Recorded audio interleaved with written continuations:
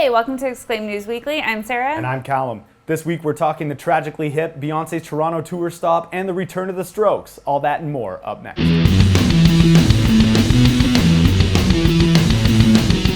The Canadian music community was rocked by some sad news about tragically hip frontman Gord Downie this week. The beloved singer-songwriter revealed that he's been battling brain cancer since December, and following surgery, radiation, and chemotherapy, his doctor has deemed the disease terminal. Despite the difficult circumstances, the band are going to continue what they do best by bringing their music to Canadian fans on a tour this summer. Callum, you're a huge fan of the Hip, right? I am. The Hip were instrumental to me growing up and listening to rock radio at a young age. And the first time I saw them was back in 2007 on their World Container Tour. It was one of the first big concerts that I went to as a young adult with my family. And I remember watching Gord for the first time and just being blown away by how explosive of a frontman he was. One of my favorite stage moves of his that I'll never forget is how he played kind of a drunken brawler with the mic stand. He used to spin it on the spot and then swagger around, try and throw punches at it. To no avail, but it was a little bit of a comedy routine that he worked in there. And if you haven't seen them before, I would highly recommend getting tickets because I know they'll be leaving everything on the stage every night of this tour.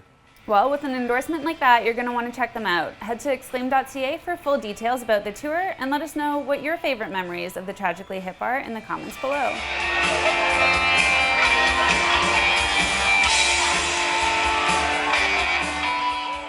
3 years removed from their last LP, Come Down Machine, the Strokes are returning with new music in the form of a 4-song EP titled Future, Present, Past, which will arrive June 3rd on vinyl and digitally. Frontman Julian Casablancas shared one of the new tracks from the EP titled Oblivious on a radio show of his, and after a few listens, Sarah, what do you have to make of it? It's not bad. It's no Under Cover of Darkness level type comeback that we saw with Angles, which that album was a huge disappointment. That band has consistently been disappointing me following their first two stellar albums. First impressions of Earth, though? Not good first impressions.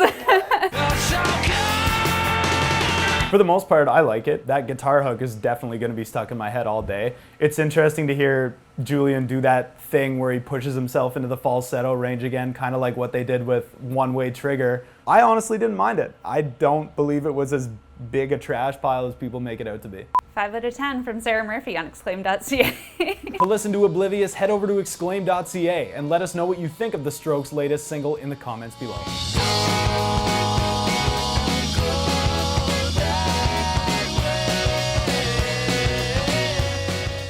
Another exciting album news this week, PUP returned with their second album, The Dream Is Over. It's loud, it's fun, it's fast, all with a healthy dose of post-teen angst mixed in. Callum, you've heard the record too. What do you think? I think it's miles ahead of their first one. I mean, their writing has improved both musically and especially lyrically, and that side of it comes from a very genuine place with all that they have been through as a band since they put out their first record, and this is anything but a sophomore slump.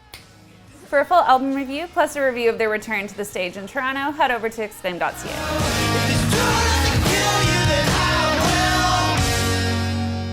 Beyonce's Formation World Tour hit Toronto this past week, and Sarah was there to watch Queen Bee herself turn lemons into lemonade. So, was the Beehive out in full force? It was out in full force, and as always, Beyonce herself was a force to be reckoned with on stage. It was her first time getting to see the Lemonade songs come to life on stage, and they definitely didn't disappoint. I was sort of surprised that she went for a lot of ballads, which I mean she's amazing at, but that was kind of balanced out by tons of crazy aerial dance moves. There was a stage covered in water with her dancers kicking up splashes over the crowd. It was definitely a spectacle.